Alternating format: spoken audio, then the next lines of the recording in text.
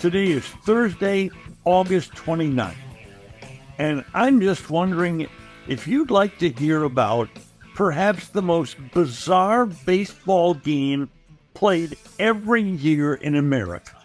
And now, a word from our title sponsor. Are all financial advisors fiduciaries? Fewer than you think. Not knowing could reduce your lifestyle. Hi, I'm Mitch Kramer, founder and CEO of Fluent Financial. A fiduciary is a regulatory term to reduce conflicts of interest in wealth management. A fiduciary always works in your best interest. A non-fiduciary advisor might put their compensation or company ahead of yours. At Fluent Financial, we are certified financial planners acting as fiduciary advisors. To learn more, go to fluentfinancial.com or Fluent Financial's YouTube channel. Star Power Smart Home Solutions, where cutting-edge technology meets effortless living. Control your entire home with just a tap on your smartphone. Adjust the lights, set the perfect temperature, and ensure your home is secure, all from the palm of your hand. Star Power has the experts that will transform your house into a secure, smart home. Experience the ultimate solution in comfort and security for your family. Get started at GetStarPower.com. Star Power, where innovation meets home. For more than 3 decades, Bob's Steak and Chop House has remained an icon of DFW restaurants. Why? Well, maybe it's because of Bob. He's fanatical about cleanliness and friendliness, and his food, oh my Lord, his food. If you've been there, you know about it. If you haven't been there, you should know about it. The original Bob welcomes you at either of his 2 locations, Bob's on Lemon Avenue or the sparkling new Bob's at Craig Ranch, McKinney. Hello, everybody. This is John Lorty. He's the general manager of the Alaska Goldpanners, a collegiate summer team based in Fairbanks, Alaska. Every summer since 1906, the Midnight Sun baseball game has been contested at late at night and early in the morning with no artificial light. Over the years, players like Tom Seaver, Dave Winfield, Barry Bonds, Terry Francona, Harold Reynolds have played in the annual game, and so has Reed Ryan, who then was pitching in Alaska, the son of Nolan Ryan. John, thank you for the time, and let's get right to explaining to people what the Midnight Sun baseball game is. Well, as you said, it's an event that dates all the way back to 1906.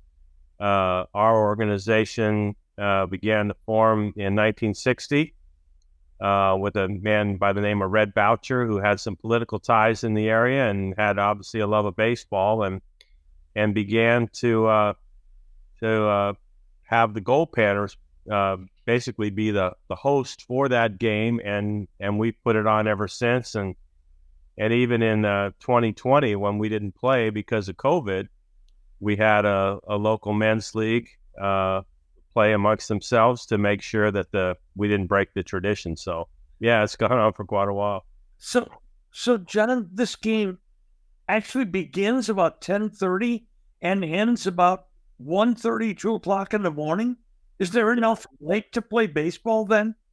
Yeah, as far north as we are, which isn't all that far from the Arctic Circle, we're about a 6.5 hour drive north of Anchorage, which is not the capital, but the main hub, most population in the state. So we're pretty far north. So we get the same amount of sunlight as you do throughout the year, but we get a whole lot more of it in the summer and a whole lot less of it in the winter. So it allows us to do that. We pretty much have set the game for 10 o'clock for the last 2 years, so that people don't have they're going to be up late anyway, but we'll give them another half hour or so. We've been started at 10 o'clock for a while now.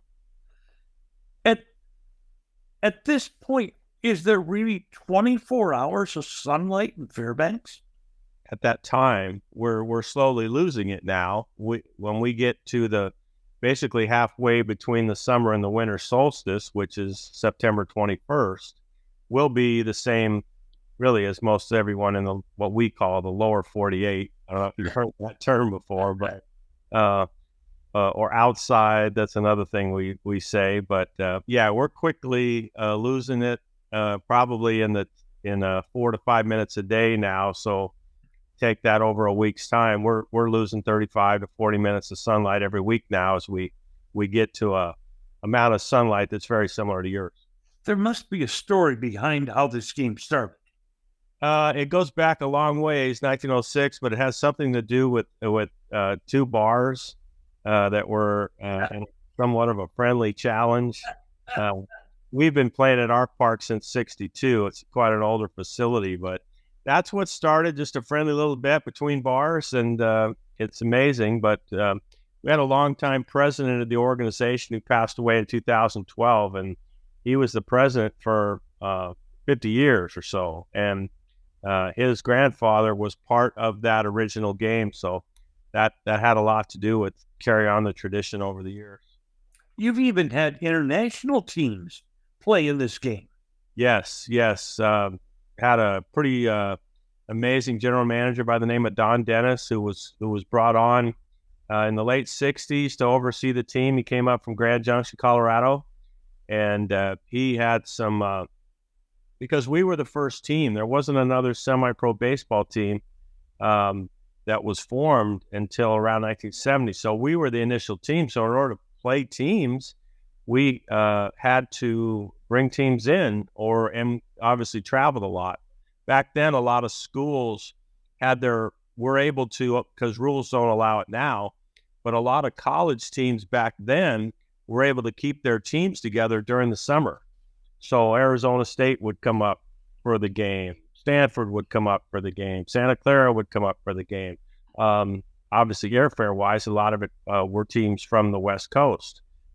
So that's how it started before some of the other teams were formed up here, the Glacier Pilots in Anchorage, the Peninsula Oilers in Kenai, and some of the others.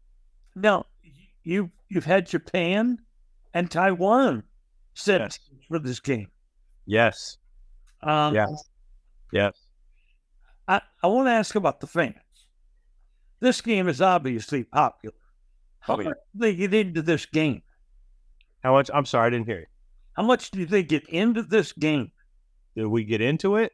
Yeah. How much? Oh, absolutely. No, it's the whole solstice itself, the summer solstice, and what takes place around June 20, June 21 in the town is, there's just a whole lot going on in that weekend typically. And this game is pretty much the last piece of that entire celebration in the town for it. But it's not just the town. It's quite a bucket list for baseball people around the country and even some other parts of the world. We had 35 states represented here last summer, because people are starting to call us now, and even the local Explore Fairbanks, which has a lot to do with tourism in the summertime here. And people contact them and say, when is the game this next year? What date is it? We're coordinating our travel, so we make sure we're at that game. So it's quite a big deal. We have big fans, but they're from all over. In researching this game, I found out that even before this game started being played, in Alaska, whalers and trappers would play snowshoe baseball. Now, that's one I'd like to see, John. Yeah, I would too, because I've never seen that. I think that goes back a ways, but in some of the outlying areas of the state, I don't think they had a choice. So if they wanted to play, yeah, they had to do it that way. This year, you honored Dave Winfield? Yes, Dave is very, what a gracious man. He was here with his family. There was a statue, which hasn't found a permanent home yet, but because Dave was here in '71 and '72 from the University of Minnesota and has always enjoyed Fairbanks. He's one of the few players that tends to come back because, they typically get into their careers and coming up here in the summertime, because not a lot of them want to come here in the winter, Norm. They want to come here in the summer. And Dave was here in the winter about 12 years after he played.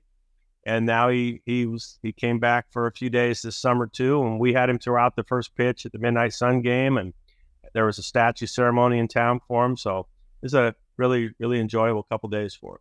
So if somebody wanted to get tickets to this game, how would they go about it? Well, we'll have them available soon, probably be the latter part of October, beginning of November, where we'll establish the ticket price and begin to offer reserve seating and that for fans so they can get a specific seat if they'd like. And goldpanners.com, all one word, goldpanners.com for the Alaska Goldpanners. And our website can accommodate those people that would like to get tickets. Well, Mary and I very recently made a trip to your part of the world. We were in Anchorage and Homer and Seward. We flew over to Lake Clark. We made it up to Denali. And John, I tell you what, You still had a couple hours to go. You're a little bit short. You didn't keep going a little bit more. let me tell you, when you land in Anchorage and you think, well, Denali's just up the road, it is just up the road, 35 miles up the road. Yeah. Were you able to see it? Were you able to see the top of it? Because a lot of times it's in cloud cover. Oh, yeah. Well, we were there later than this a few years ago. And John, I want to thank you for being with us.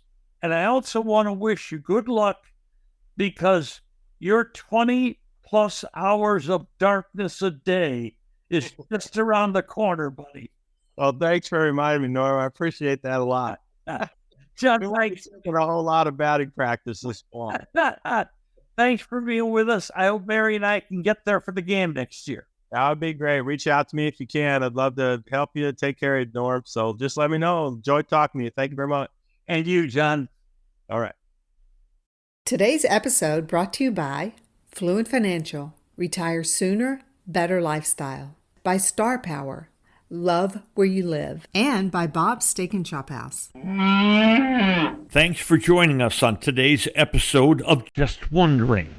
Hope you enjoyed it, and if you did, hit follow, and then every weekday, a fresh new episode will be delivered right to you.